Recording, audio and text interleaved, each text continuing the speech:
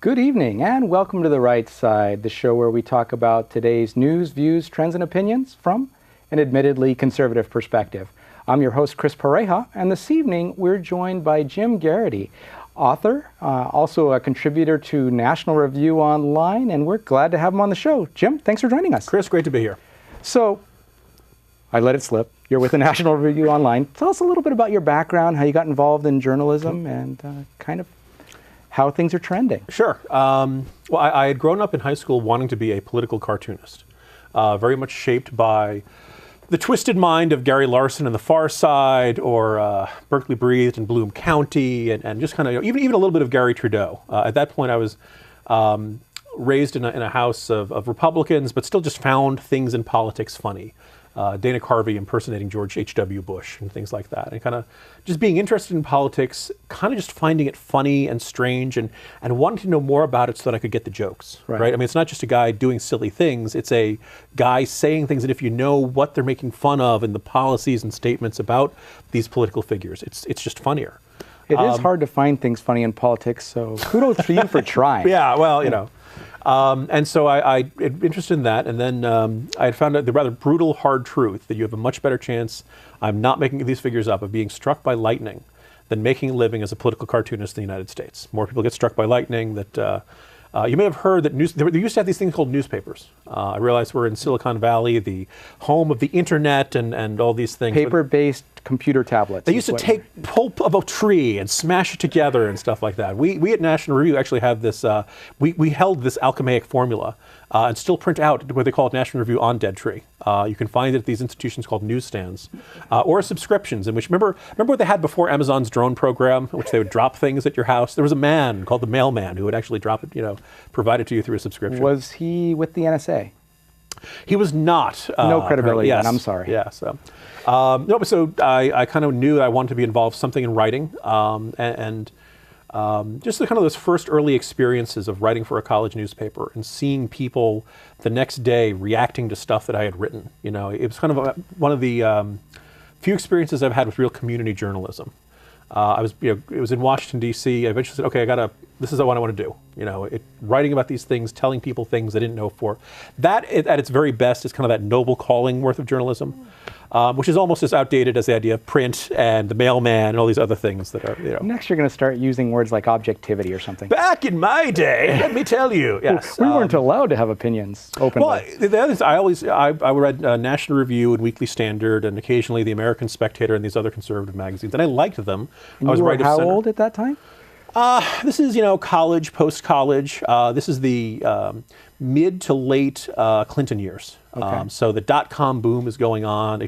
Probably the glory days out here of we're going to make millions selling rutabagas over the internet. Those kinds of things. Yeah. And just kind of finding the writing exciting and funny.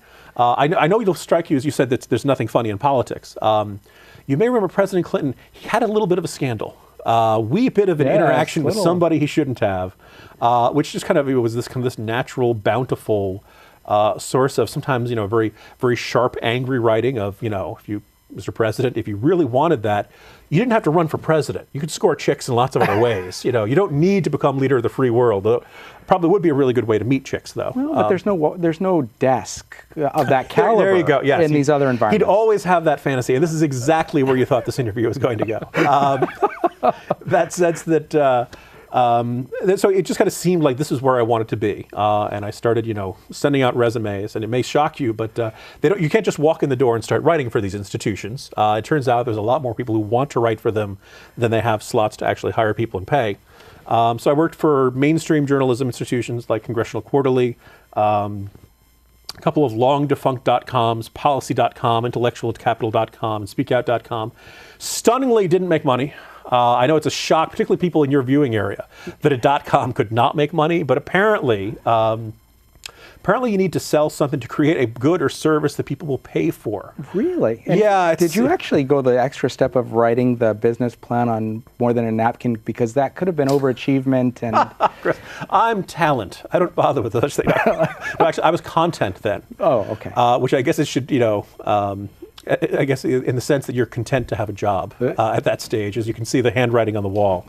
But you have this sense of There was about one tumultuous year of excitement, and then that kind of ominous music playing in the background as you walk. The staff gets smaller and smaller. I particularly remember one day, this is at speakout.com, we had a content staff, meaning writers, right, of about 11.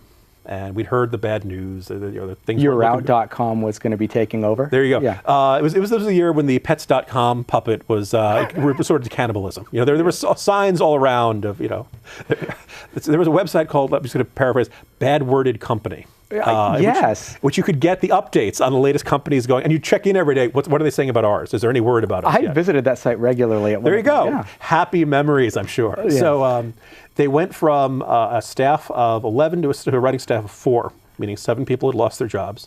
In the meeting, they're having this discussion. I remember people said, well, why isn't Jim getting fired too? Wait a second, what's so special about him? So it's nice to know there was that sense of solidarity, right? We were all in this together. Yes. And while these poor folks, and they're all good colleagues, other than the ones who were asking for me to be fired too, we're in the meeting, getting the bad news. It's heartbreaking.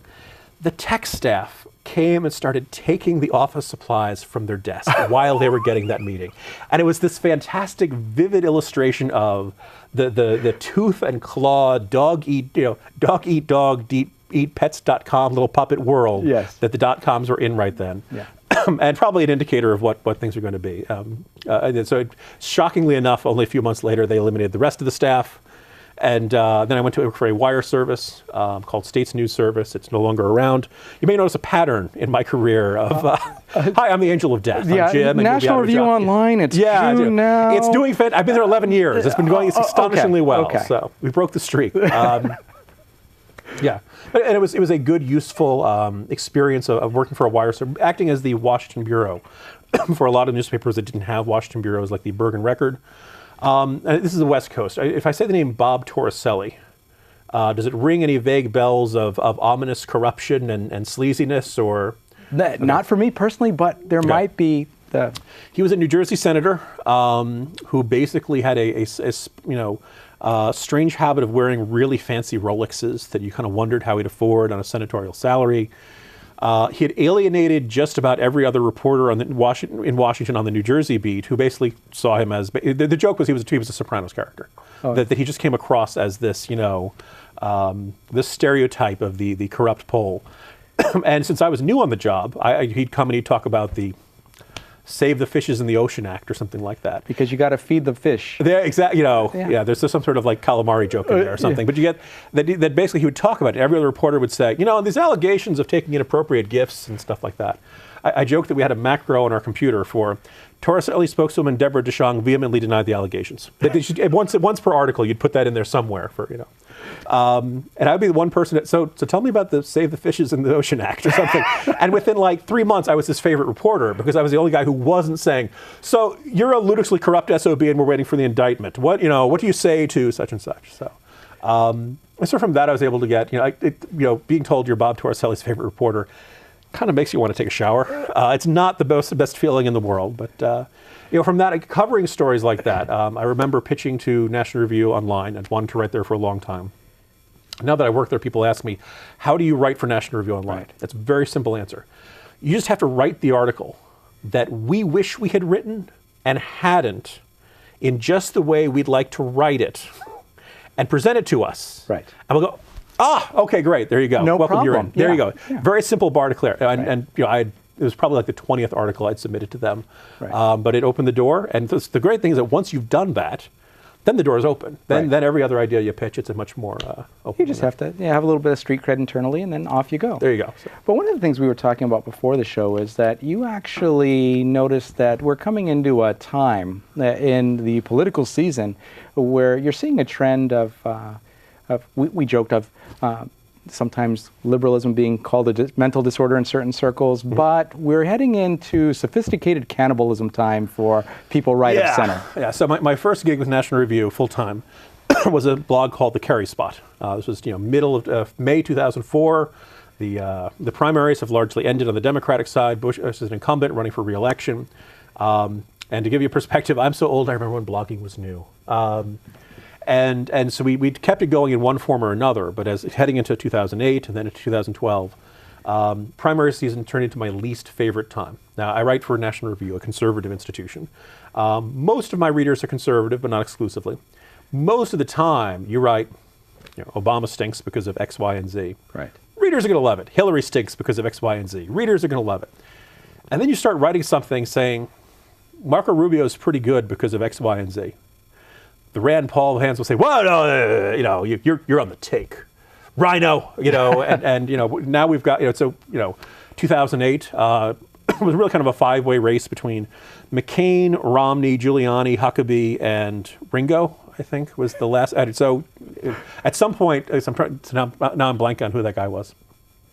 It'll be okay. Yeah. We'll proceed on.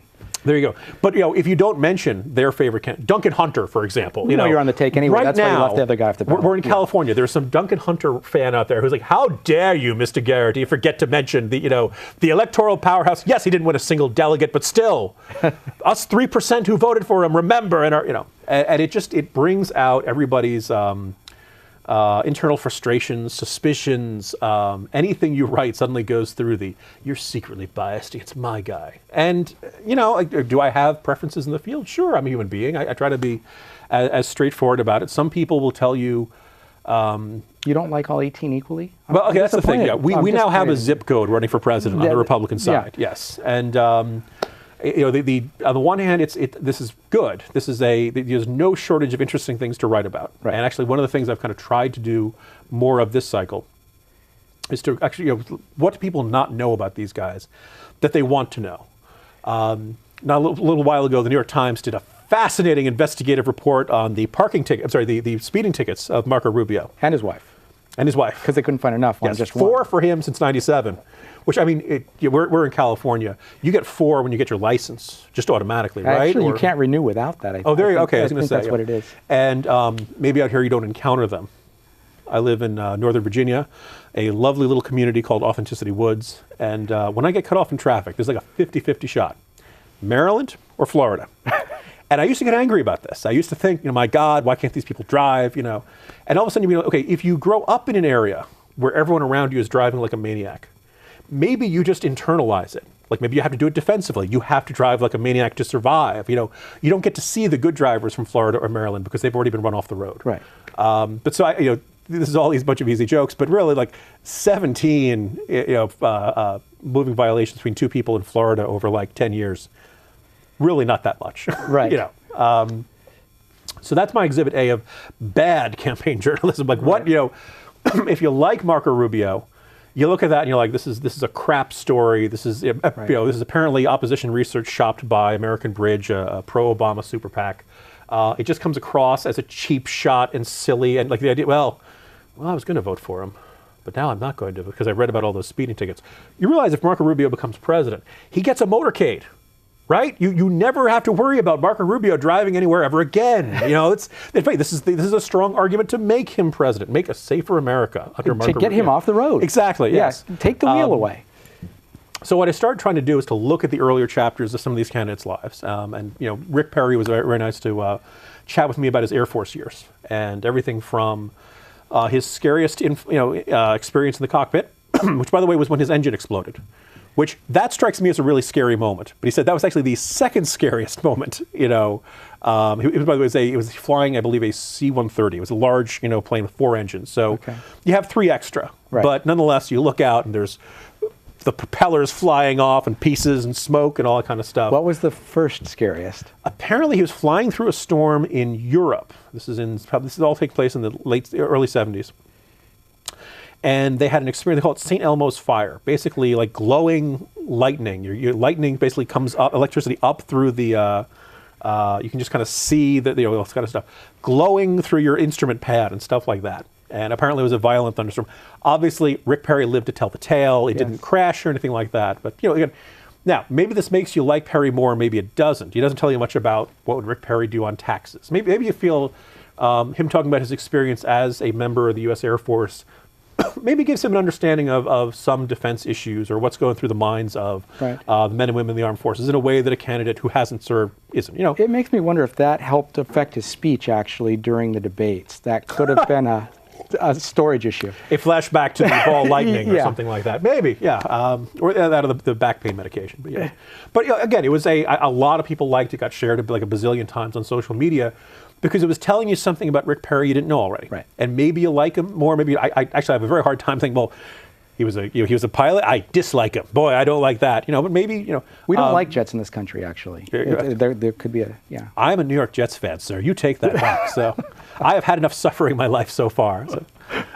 No, but another good example was Marco Rubio as Speaker. There are some people who will say Rubio hasn't run anything in his life. For 2 years, he was in charge of the House of Representatives down in Florida. What did he do? And looked at his autobiography, looked at people who served with him. He would be the first to tell you it was not the roaring success he envisioned. The short version is that even though at that time Republicans ran the state house, ran the state senate, and ran the governor's mansion, it was Charlie Crist years, they all had very different ideas of what the priorities were. And he envisioned a really sweeping change in property taxes, and it got shrunk down to about half of what he wanted to see. Right. But maybe from that you can conclude how Marco Rubio would deal with the Democratic Congress or with tough opposition or something like that. Right. He's a guy who'll take half a loaf. He'll take the best deal on the table when you're right up against the deadline. But again, I feel like for a Republican primary voter who's really trying to figure out who should I vote for, right. Tell me more about these guys. I'd like to think this is helpful journalism. I'd like to think this is something that may find a little more productive than speeding tickets or did you hear about how big his boat is? The 80-foot monster. Well, so in addition to politics, you were the first to say you need to have a life outside politics as well, and you write other stuff. I do. My probably most interesting one in the last year was a novel called The Weed Agency. And which, when I heard the title, I thought that a lot of our more libertarian friends were going to be very excited about the content we were going to be covering over the next few minutes. Yeah, probably the only reason I ended up on the Bill Maher show was they completely misinterpreted. It's not about marijuana. Although, actually, no. If you're interested in marijuana, yes, it is. In fact, the book is printed on rolling paper, so buy 2 copies. No, it's a novel. It's a fictional, fake but accurate, to use the term Dan Rather used for his memos. It's a novel, but it takes place over 30 years, and the story of a fictional but inspired by real life federal agency whose job is to deal with weeds, to deal with the menace of invasive species, and they both basically get a portrait of it that it is starts out very small, rapidly expands. Everything that happens in American life over 30 years is a crisis that they need more funding to deal with. That there are certain people who think this is a waste of money, but it turns out to be difficult to uproot. I mean, are you starting to get the weed analogy? Am I hitting you over the head with the analogy hard enough? Yes. But basically, can you write about the federal bureaucracy and make it funny? Right. And to try to make an example of why does Washington work, or in some cases not work the way it does. Right. And also I tried to write for those who are afraid it'd be conservative agitprop.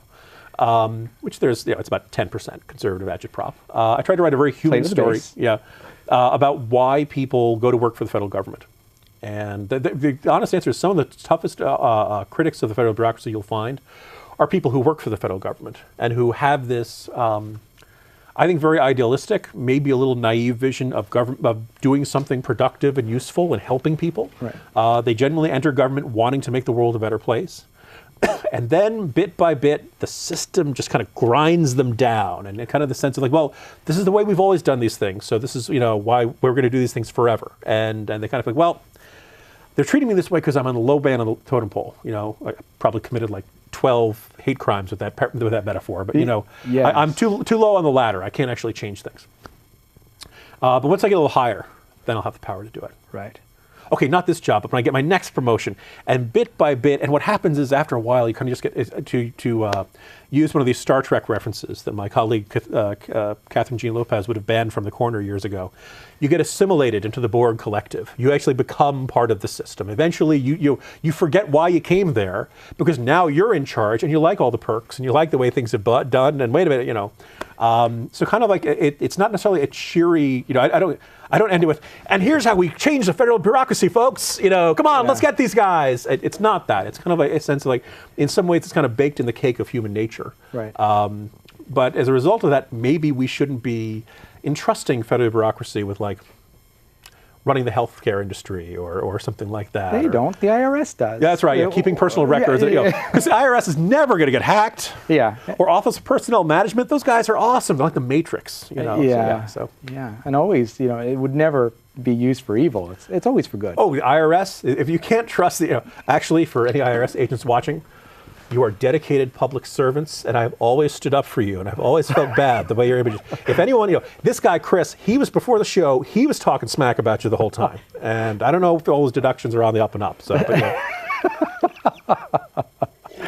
And then we've had the security issues recently of stuff being hacked, and we're thinking it's by China, maybe. But, yes. But obviously, I feel safe with all of my private records being entrusted to the government because they're being well protected. If you can't trust the government in corporate America, who can you trust? I was going to say the one time I had applauded the creation of a czar. You may have remember back in 2009, early Obama administration, that if you submit somebody to be undersecretary of such and such, they have to be approved by the Senate, and they might not approve them. So just make them a czar, and they go past the process. The magic wand of czardom, but they wanted to create a cyber czar. They wanted to do something to deal with cyber defenses. And I actually wrote, for those who think of me as this, remorseless right-wing hack who does nothing but hate the Obama administration, I said, this is a good idea. I had a chance to be at a conference and speak to some folks who did this professionally at, big companies like, I probably shouldn't mention them, but, big company guys. Yes.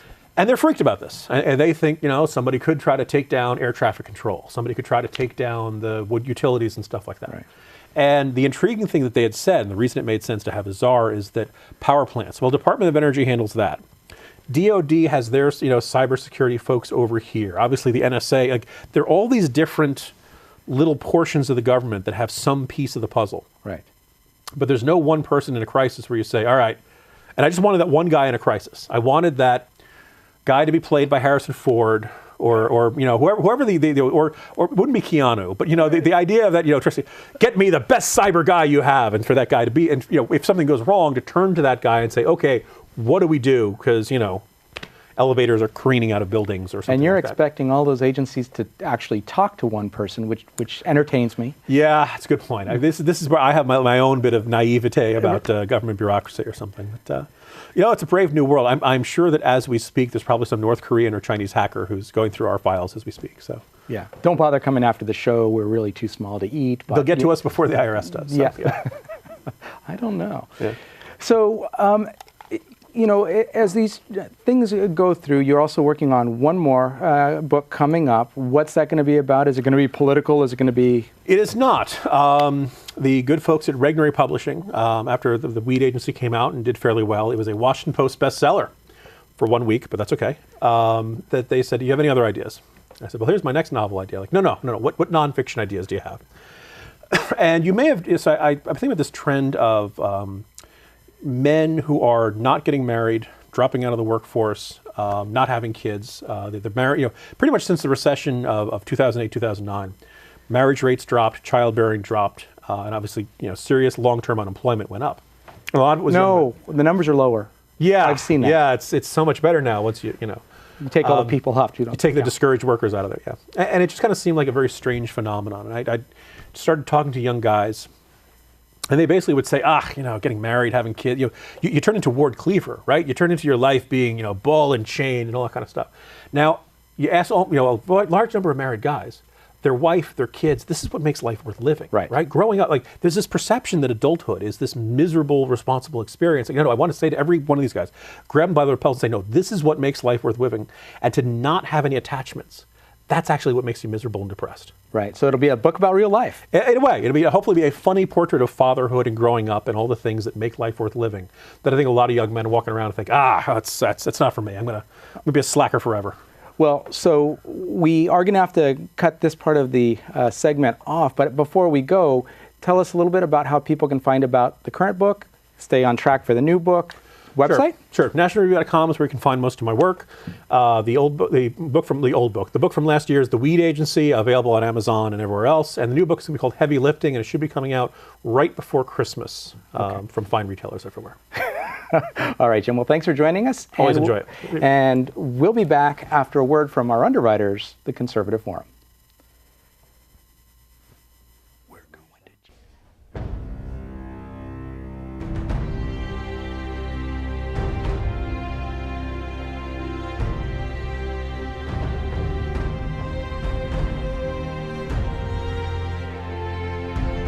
The Conservative Forum of Silicon Valley began with 20 conservatives meeting at a restaurant in November of 2003.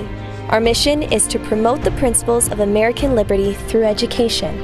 By 2012, we had grown to over 600 paid members. Our monthly meetings feature well-known and prestigious conservative speakers addressing issues that are critical to our country's very survival. This includes speakers like Victor Davis Hanson, Andrew Breitbart, David Horowitz, and many others. In addition to our monthly meetings, we sponsor a conservative local cable access TV show, The Right Side, covering today's topics. Our Constitution discussion group not only teaches the Constitution, but started our annual essay contest that awards 2 $1,000 scholarships to local high school seniors. We are a virtual clearinghouse for grassroots organizations by providing them with table space at no charge in our exhibit area. There are typically a dozen groups represented. If you are like-minded, join us at our next meeting and become motivated and empowered.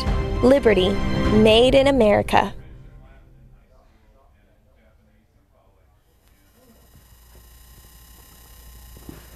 And welcome back to The Right Side. That was a word from our underwriters, the Conservative Forum.